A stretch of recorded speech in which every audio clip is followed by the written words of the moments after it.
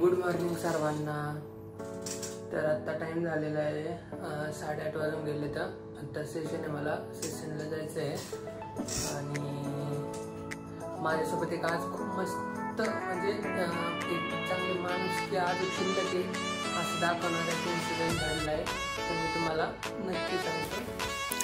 आणि हे बघा आज ते चायनीज यांचा लास्ट डे होता की त्यांचा इव्हेंट वगैरे ते चालला होता आणि त्यांची ती कलाकृती पण पूर्ण झालेली होती आणि दुसरा पण आज काहीतरी इव्हेंट होता ऑडिटोरियममध्ये आणि ती पूर्ण झालेली कलाकृती मी तुम्हाला नक्की दाखवतो आणि ते कलाकृतीबद्दल सांगतायत ते पण तुम्ही नक्की ऐका।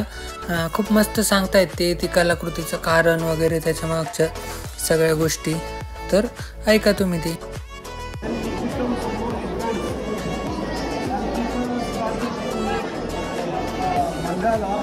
With these tools, so this will make more perfect, more nicer. If you make a rangoli by hand, can you make such a project like this? Possible? Not possible. Yeah.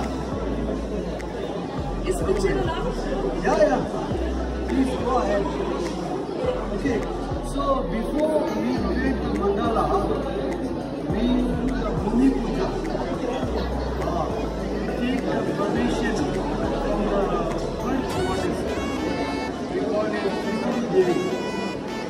Yeah. Right.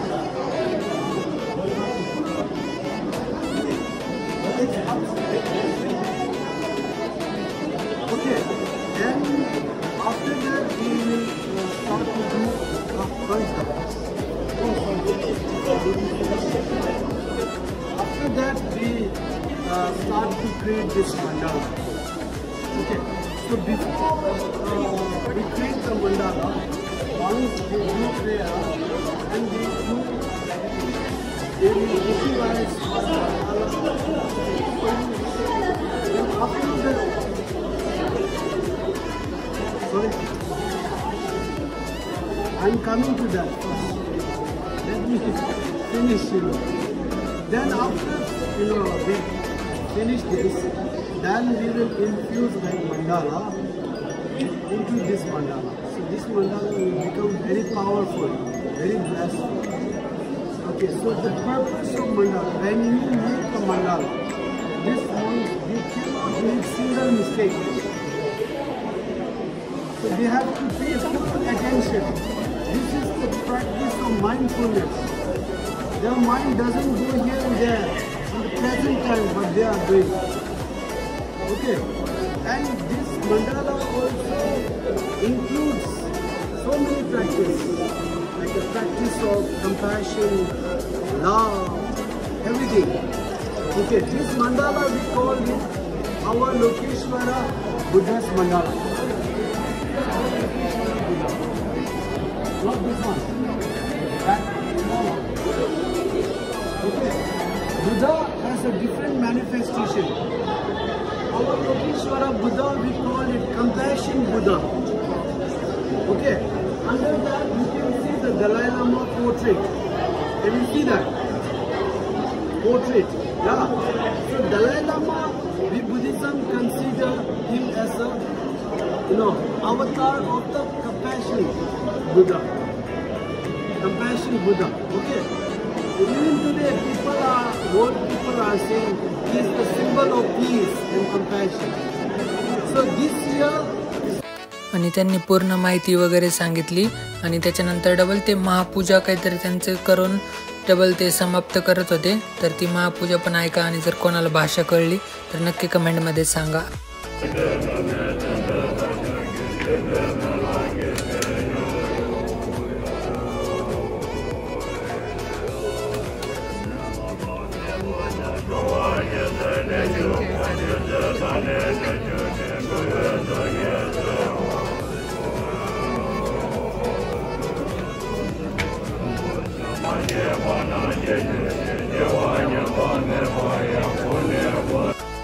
Lecture हॉलकडे जाताना भगवद्गीतेचा श्लोक लिहिलेला आहे, तो पण वाचा, खूप मस्त आहे। तर हे बघा मित्रांनो, तुम्हाला लेक्चर दाखवतो बोललो होतो, तर हे बघा हे लेक्चर हॉल आहे, त्याची कॅपॅसिटी काहीतरी 225 आहे एवढे स्टुडंट बसतात, AC वगैरे, प्रोजेक्टर वगैरे आणि हे TV. हे कसं बंद करायचं हे मी तुम्हाला नक्की दाखवन. आणि हे बघू शकता आम्ही फिरतोय म्हणजे तसे तर आम्ही चाव्यांचा वेट करत होतो हे सगळं बंद करण्यासाठी, जे की ह्या हॉलमध्ये नाही दुसऱ्या हॉलमध्ये, पण मी इकडे येऊन शूट करतोय कारण की तिथं स्टुडंट अजून चालले होते.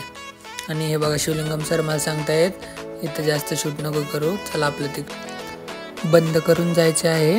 मग आम्ही तिकडे निघालो, पण त्याआधी हे बघा, हे बघू शकता. आणि हे बघा इथं सामान ठेवण्यासाठी, माईक वगैरे ठेवण्यासाठी असे कबर्ड्स येतात जे की लॉक येतात त्यामध्ये. हे बघा हे असे, हे इथं तिकडं पाठीमागं सगळीकडे सीट्स आहे असे आता. त्याचे खाली करायचं, इथे बसायचे. बघा प्रत्येकाला बोर्ड वगैरे दिलेले येतात. आणि सीट्स मधून दाखवतो मी. बघा 1 2 3 4 5 6 7 8 9 10 11 12 13 14 येतात. आणि ह्या किती रो आहेत? 5 14 5 सॉरी आपली कॅल्क्युलेशन चुकलेली आहे. 14 तरी 42 सीट्स एका याच्यावर येतात. आणि 42 × 5 make calculation in 42 × 5 42 × 5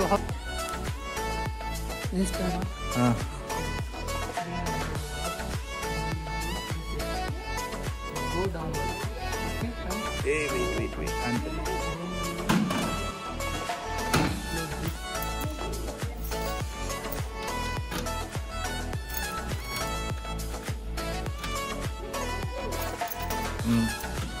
Oh.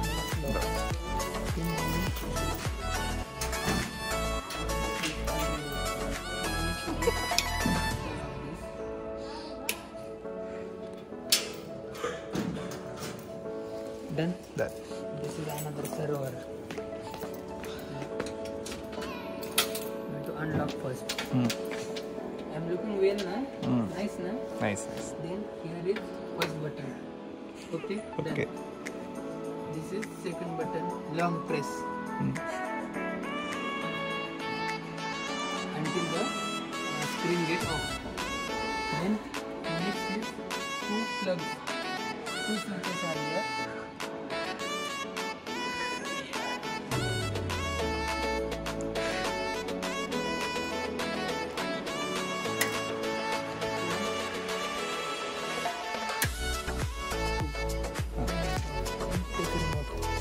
Then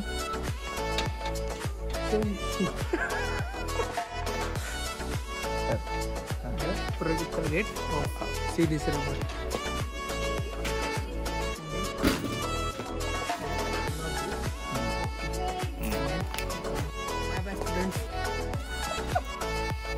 आणि हे बघा ते सगळे चायनीज पण चालले होते.